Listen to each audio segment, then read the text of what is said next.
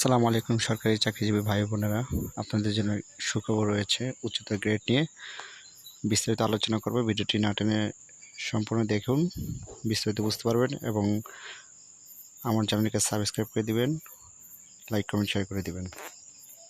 15 লাখ সরকারি কর্মকর্তা কর্মচারীদের উচ্চতর গ্রেড পেতে বাধা কাটল।